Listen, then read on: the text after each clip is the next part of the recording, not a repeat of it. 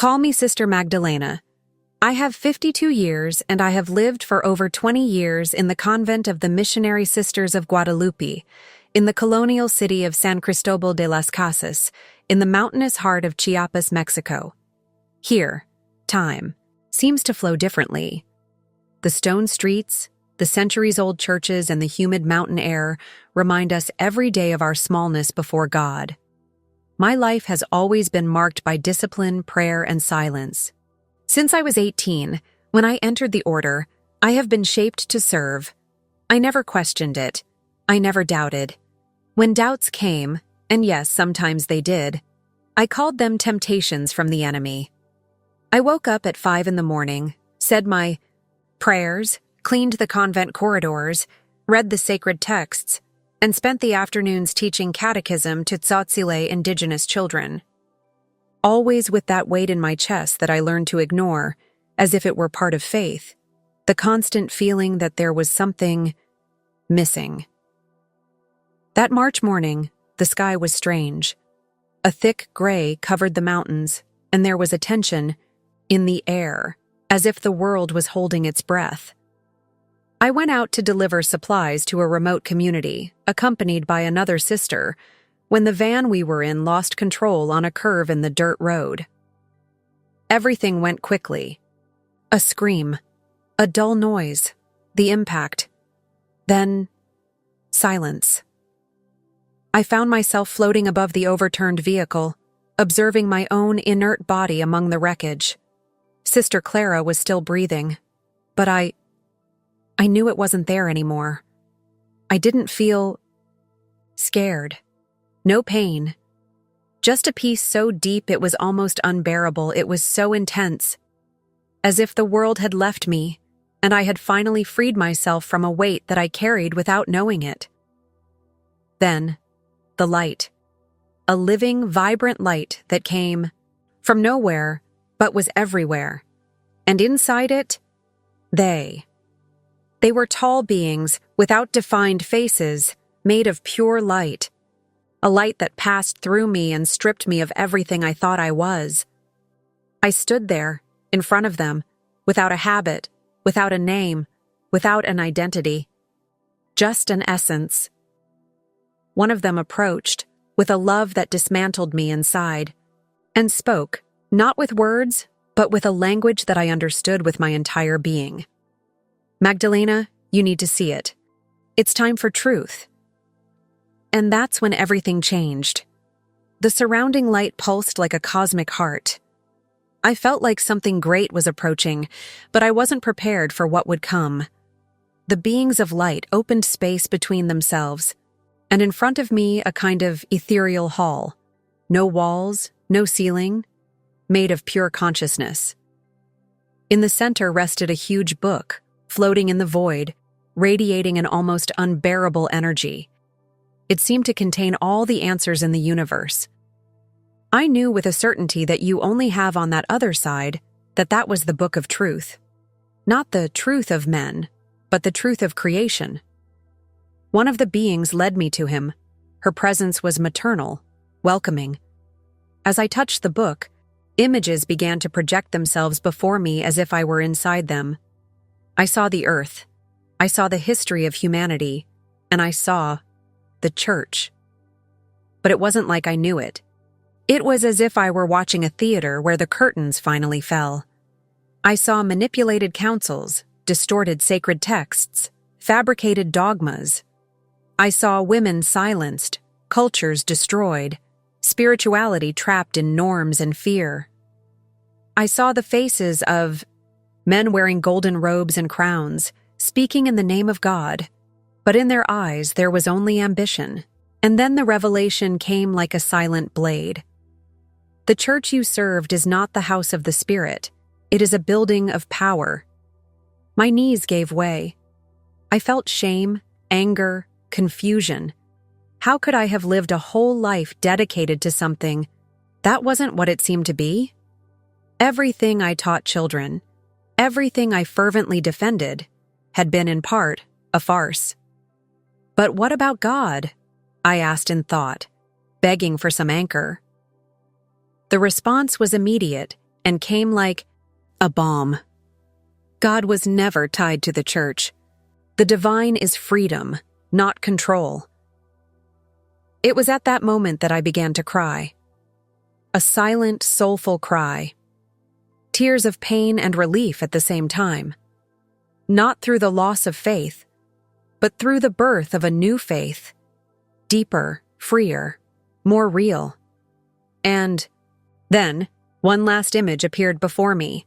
The Vatican, its high walls, its secret archives, and a shadow spreading inside, growing silently.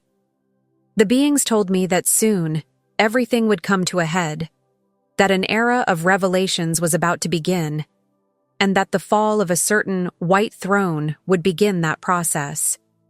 When the last guardian falls, the world will see with new eyes, they said. That's when I understood. My mission wasn't over yet, and I would have to go back.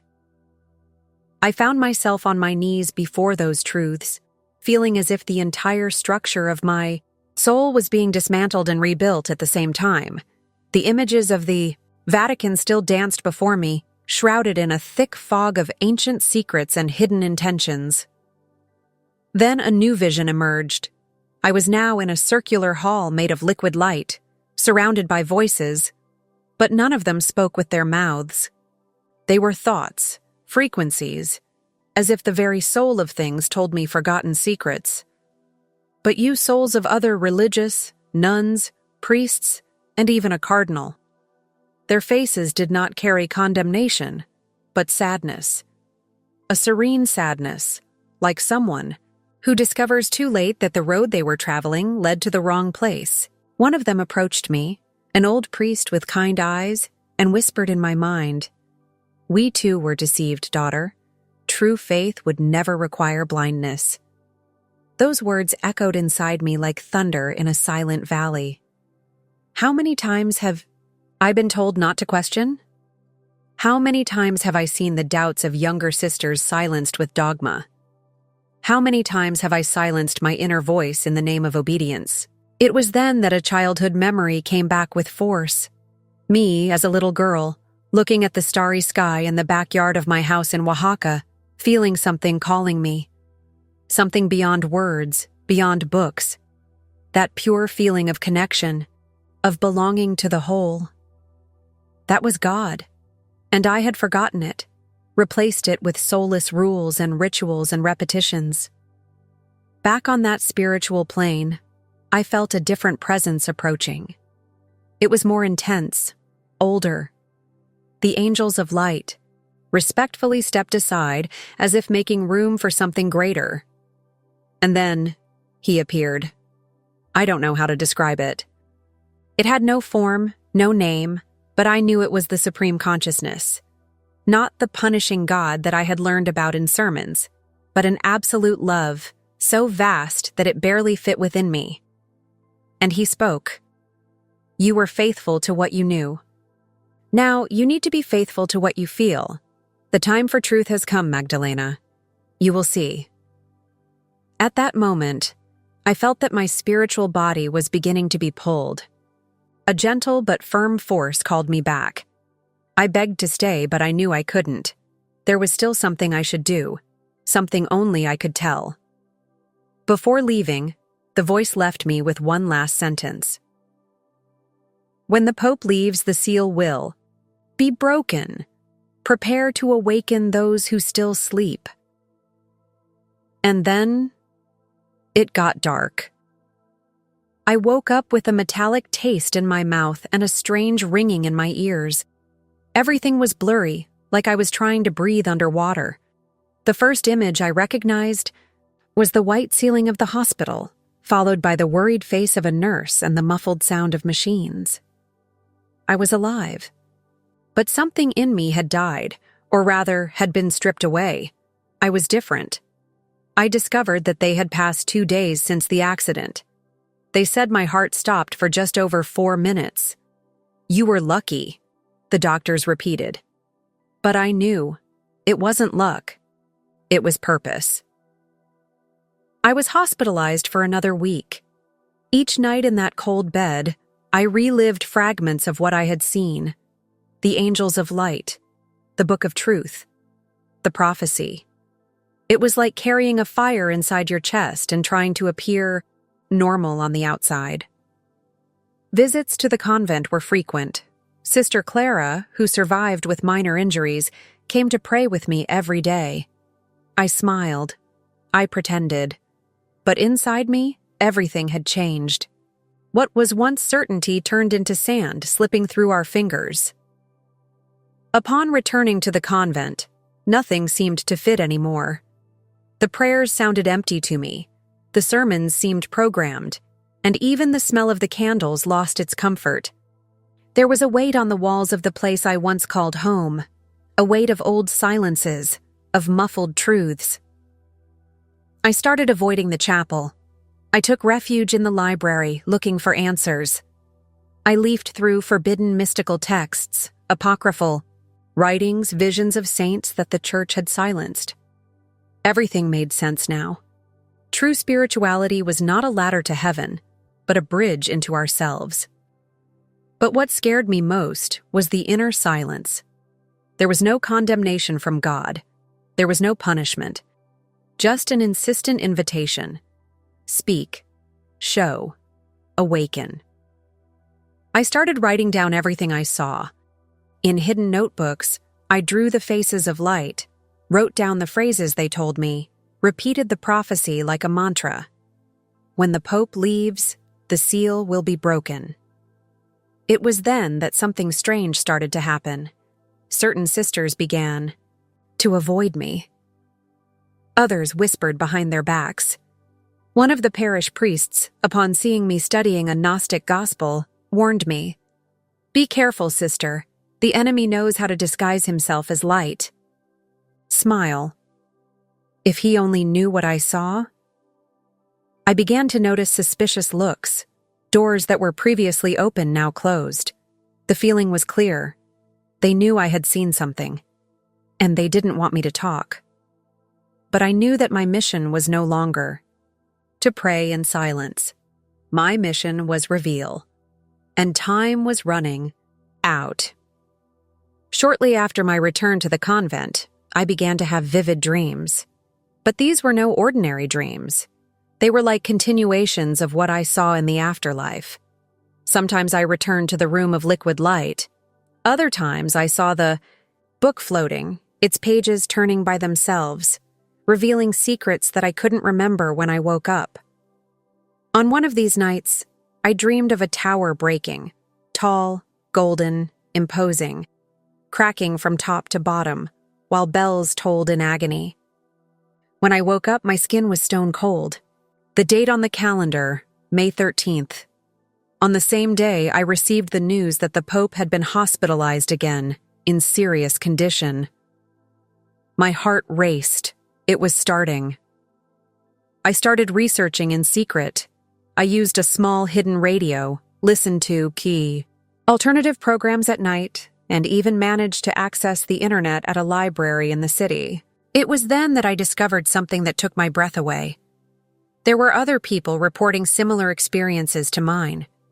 Former nuns, dissident priests, persecuted mystics, all described encounters with beings of light, visions of a collapse within the church itself, and a living spirituality being stifled for centuries. One of them, an Italian monk who lived in seclusion in the Andes, wrote, "The temple will collapse from the inside, the throne will fall, and from the ruin what has always been will be born." I read this with my hands shaking. I began writing letters, first to myself, then to these other awakening souls. It was as if an invisible network of conscious people was forming, connected by a truth greater than any institution. I wasn't crazy. I wasn't alone. But it also made me a target. That month, I was called to talk to the Mother Superior. The room was cold, lit by a pale light that seemed judgmental.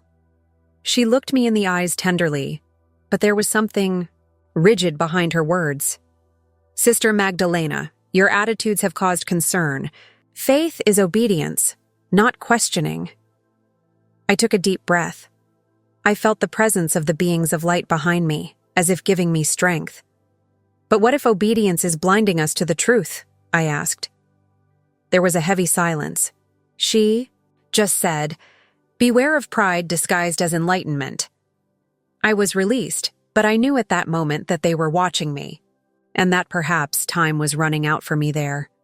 But I was no longer afraid, because I knew there was a greater force guiding me, a strength that does not come from thrones, nor from cassocks, but from the Spirit itself. And this force told me, "Carry on. Prepare yourself. You will see the world change." The next few days were like walking through a minefield in silence. The sisters whispered in the hallways. The morning prayers seemed charged, as if something invisible hovered over the convent. And I, with my notebooks hidden, felt the urgency growing inside me like a drum that beat increasingly louder. I started to notice little things. A letter from me disappeared. Someone ransacked my cell. And during dinner, Sister Clara avoided my gaze, as if she knew something but was afraid to say it. Distrust was in the air, thick as incense on a night watch. It was then that I knew. She would be transferred to an isolated convent in northern Mexico. The official justification was rest and prayer. But I knew. They wanted to push me away. Shut me up. Hide. That night, I couldn't sleep. I knelt on the cold cell floor without praying, just in silence, listening to my heart. And then, as before, I felt the presence. A soft light filled the room, as if the angels themselves had entered through the cracks in the window. A clear, firm, and loving voice echoed inside me. "You can no longer serve the lie. Your mission is different." It was there that I understood. There was no way back. I needed to leave. Not just from the convent, but of the structure that kept the illusion alive. The next morning, before the bell rang, I packed a small backpack, with notebooks, a change of clothes, and a crucifix that my mother gave me when I joined the order. I left a note on the pillow. "Forgive me, but my faith now walks a different path. Pray for me as I will pray for you." I went out through the silent streets of St. Christopher, still covered by the morning mist. The mountain cold was biting, but my heart burned in peace. I didn't know exactly where I was going, but I felt an invisible direction pulling me, as if something was calling me beyond the walls of the church. I took a van to Tuxtla Gutierrez, and from there, a bus to Mexico City. During the trip, I started to write everything down in more detail. The visions, the messages, the names, the symbols. I needed to share. I needed to warn. Deep in my heart, I knew something big was about to happen. And perhaps my voice, my story, the one you are now hearing, was just the first of many. The seal was about to be broken, and the world as we know it would never be the same again. I arrived in Mexico City with little money and no certainty, just a burning feeling in my chest that the truth needed to come out of the shadows. I stayed in a small hostel near Coyoacan, under the name of Maria Luisa, my grandmother's. I needed time. I needed silence to hear the next step. During the first few days, I just watched. I walked around the city feeling the brutal contrast between the imposing churches and the people sleeping in the streets. I saw the bells ring as young mothers begged on the sidewalks. There was something deeply wrong with that structure that claimed to represent God's love. I started attending small spiritual meetings that I found in pamphlets posted on posts. Meditation groups, Gnostic meetings, alternative retreats. And that's when I realized I was no exception. I met a woman who said she had a vision of Mary Magdalene freeing prisoners from a ruined church. A young former seminarian shared his out-of-body experience where he saw dogmas as golden bars, beautiful on the outside, but cold and imprisoning. A healer told me through tears that he had felt for years that the mountain of Rome would collapse. Everyone spoke with their eyes alight, like someone carrying a secret too uncomfortable to keep alone. It was with one of them, a man named Santiago, a former Benedictine monk, that I had a conversation that changed everything. We were on a terrace under the moon, drinking hibiscus tea when he said to me, "You saw it, didn't you? The coming collapse, the breakup." I just nodded, feeling my body shiver. The church has already fallen on the spiritual plane.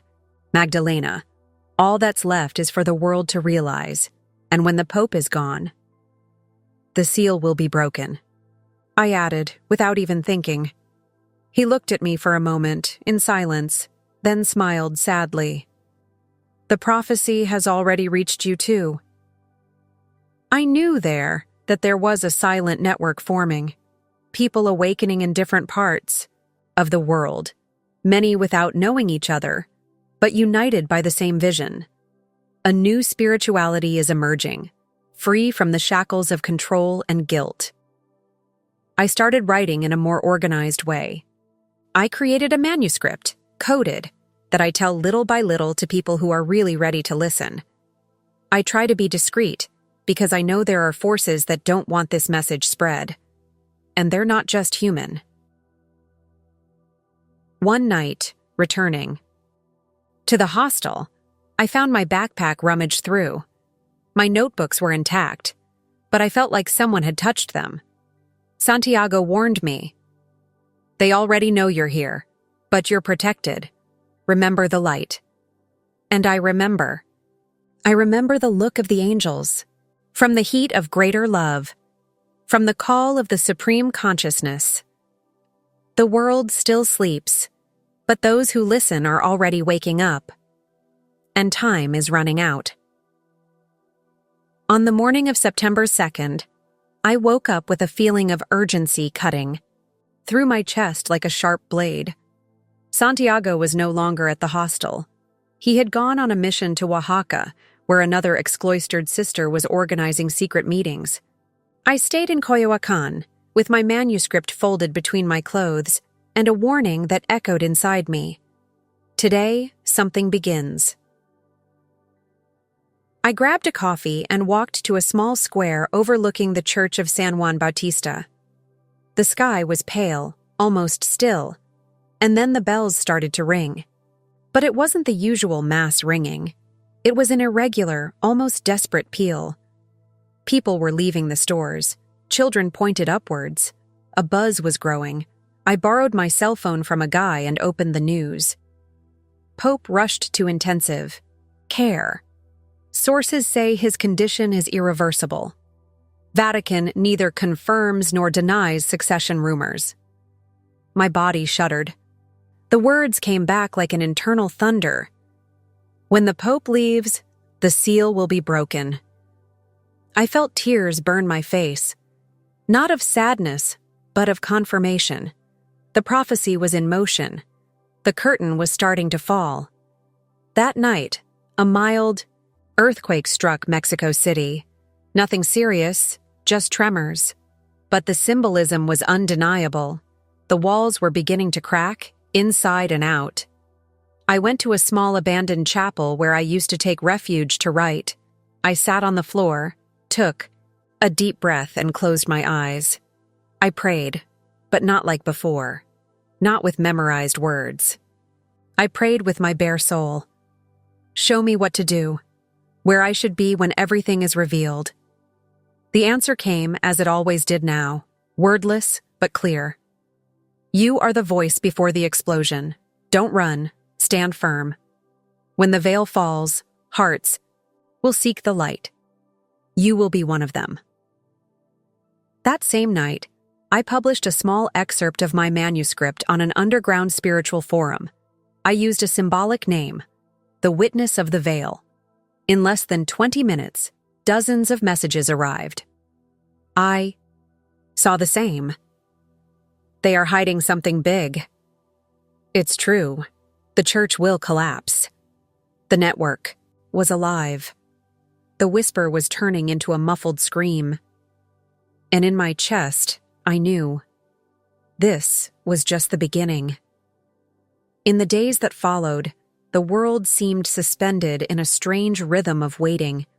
Official news about the Pope's condition was increasingly vague and contradictory.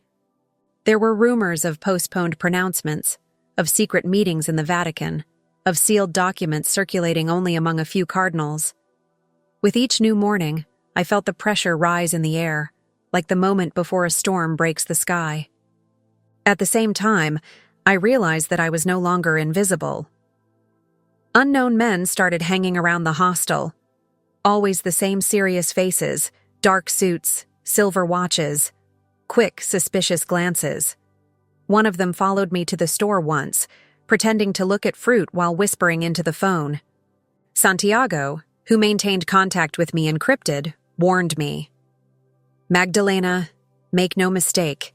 There are forces that know what you carry." It wasn't paranoia. I felt the shadow around me. But next to her, I also felt an even more intense light protecting me. As if those angels of light, who met me in the afterlife, now walked invisibly beside me. One rainy afternoon, while writing in a hidden cafe, an elderly woman approached. She wore simple clothes, a colorful shawl draped over her shoulders. Her eyes were of a depth difficult to describe, as if she saw through flesh and fears. She stopped in front of me and said quietly, "On the day the shepherd falls, the sheep will have to choose between light and shadow. You must speak, daughter, even if your voice shakes." Before I could respond, she smiled and walked away, disappearing among the raindrops. I knew it wasn't a coincidence. These messages came more and more frequently. Small signs, loose phrases, unexpected encounters. It was as if the universe itself was remembering the silent pact I made in that hall of light. In the early hours of September 14th, a notification lit up my cell phone. Inside sources, Pope's death to be announced soon. I took a deep breath. I knelt on the hard floor of the small hostel room, looked up at the cracked ceiling, and murmured, "I'm ready." I knew that once the official announcement was made, what would follow would be a wave of chaos, revelations, breakdowns, and rebirths. Many would resist, many would deny it, but many would also awaken. And my mission would be a lighthouse in the darkness. The veil was hanging by a thread, and I could feel the entire world holding its breath. The days became a stretched thread, vibrating in silence. Every piece of news, every rumor, every little tremor in the world seemed to echo in my chest like a sign that the moment was close. The Pope remained hospitalized, shrouded in mystery. The newspapers said one thing, the official channels another. Some claimed that he had already left in secret, and that the Vatican was hiding the truth to gain time. Others said that he still resisted, but that his spirit was already far from Earth. I walked the streets of Mexico City like a foreigner in my own world. I observed churches with open doors, where believers knelt in desperate prayers, begging for a miracle that I knew, with pain in my heart, would happen. It wouldn't come the way they expected. That gray afternoon, I sat on the steps of an old abandoned chapel.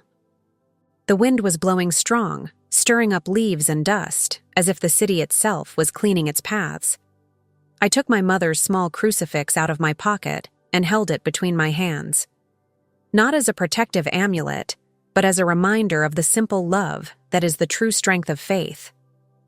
I closed my eyes, and in silence, I spoke to him. "When the time is right, give me courage to be the voice you asked me to be. And listen." I felt the presence. I felt the light. It was like a silent hug that enveloped me and rooted me in the present moment. As if to say, "It's coming. Hang in there." At night, I went to the central square of Coyoacan. I saw people laughing, couples walking, children playing. Life continued, unaware of the invisible wall that was about to collapse.